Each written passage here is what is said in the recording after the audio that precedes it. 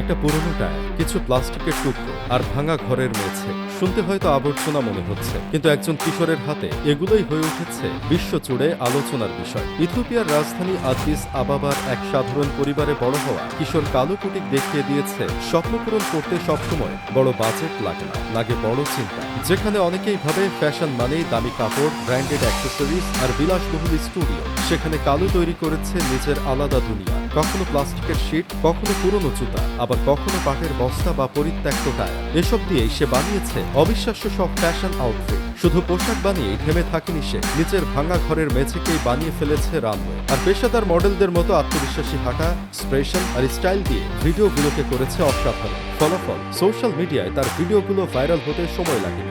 এক একটি ভিডিওতে এসেছে মিলিয়ন মিলিয়ন ভিউ, আর মোট ভিউ ছাড়িয়েছে কয়েক কোটিও। বিশ্বখ্যাত ব্র্যান্ডগুলোর ডিজাইনকে নিজের মতো করে রিক্রিয়েট করে সে আরো বেশি নজর কেড়েছে। সে সবাইকে চমকে দিয়েছে। তার জনপ্রিয়তা এতটাই বেড়েছে যে বড় বড় আন্তর্জাতিক ব্র্যান্ড, এমনকি সোশ্যাল মিডিয়া প্ল্যাটফর্মগুলোর নজরও পড়েছে তার উপর। সবচেয়ে অবাক করা বিষয় হলো, এত সুযোগ আর অফার আসার পরও সে এখনো নিজের শিকড় ছাড়ে। কালুর গল্প আমাদের একটা জিনিস খুব পরিষ্কারভাবে শেখায়: অভাব কখনোই স্বপ্নের শেষ নয়। আপনার কাছে হয়তো লাখ টাকার সরঞ্জাম নেই, দামি ক্যামেরা নেই বা বড় কোনো টিমও নেই, কিন্তু যদি আপনার আইডিয়া ইউনিক হয় আর নিজের কাজের প্রতি বিশ্বাস থাকে, তাহলে পৃথিবীর যে কোনো ছোট কোণ থেকে আপনি পৌঁছে যেতে পারেন পুরো বিশ্বের সামনে। কারণ ট্যালেন্ট কখনো বাজেট দেখে না।